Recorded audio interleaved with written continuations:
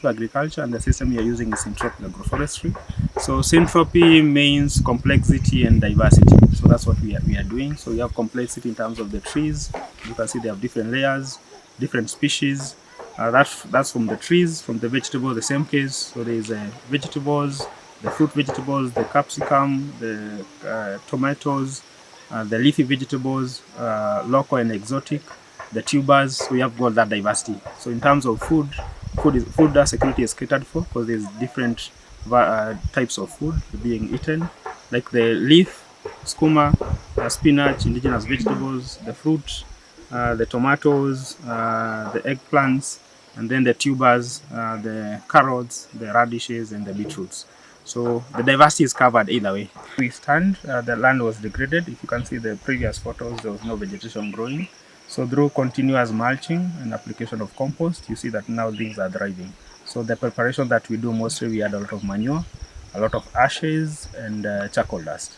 So the manure is to add the organic matter and the nutrients. The ashes introduce the alkalinity of the soil, because most of the soil here is acidic because of continuous use of fertilizers. And the charcoal dust is mostly to conserve water. So those are the materials we use, and they are locally available. You're not buying them from far. And then as we start our composting, then we can introduce the vermiliquid, the compost on the farm. And then with the continuous mulching, it's decomposing and adding into the organic matter and fertility of the soil. So that's how we do the management. Kwa majina naitwa Miriam Wambua kutoka group inaitwa Kasunguni. Mimi ni mkulima ambao nilipata training kutoka kwa Feedback to the Future. Na tangu tupate hayo mafunzo yametusaidia sisi kama wakulima.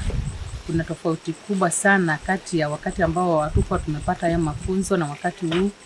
Maana tunakula vyakula ambavyo havijatiwa madawa, havina chemicals, na unapata ya kwamba afya zetu zinaendelea kuwa nzuri siku baada ya nyingine. From what we started, this used to be a barren land, and then we came in with our system. So from a barren land, maybe it has only 2 species of grass, and then we bring our system with our 80 species. So we have already increased the number of species from 2 to 80, and that's only the plants. We have not factored in the below ground life, the biodiversity, and the top ground life, including the birds and the insects and the small animals. So with that, you have already increased the biodiversity of the farm. So you find the farmer is hungry and has no money. So that system is not currently working, even without bringing in the factors of climate change and the brokers in the market. So in our system, first we bring in food security. With the diversity in the 10 crops, at least the farmer has food for the kids, maybe the vegetables and the fruits. Then if there's surplus, then we can buy and aggregate these produce and take them to the market. So you have solved that problem, the food and the markets, the money in their pockets. So you have already solved that.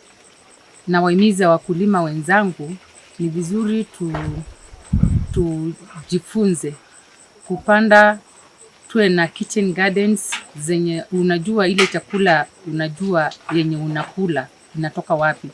Maana what is not safe is not food.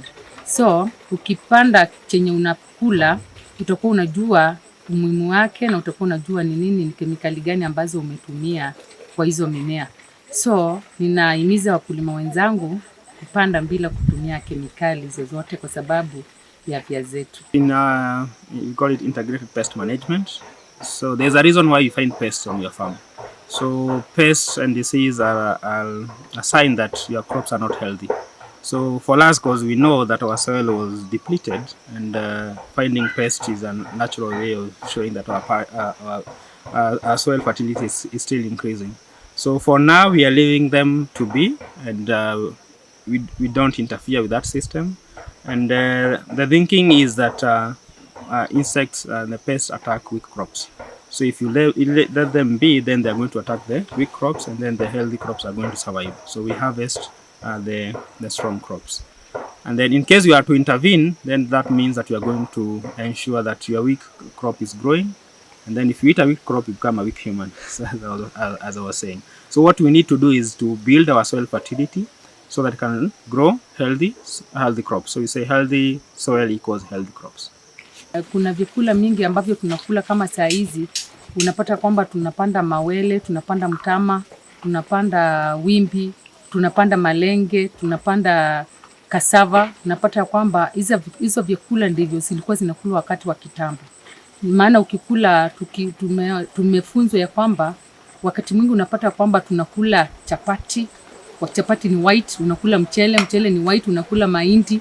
Kama ni unga unakula ugali ya white, hiyo ni mahindi, na hizo inaongezea calories katika mwili. So wakati utakula vyakula ambao ni tofauti, kwanza una immune booster ya mwili inakuwa dhabiti, unapata kwamba uko na kinga ya mwili kamili. Pia tumefunzwa hata kupanda matunda. Unapata katika mashamba zetu kila wakati kuna matunda za kila aina. Unapata kwamba hakuna siku utaingia kwa shamba utoke bila kula kitu. So hiyo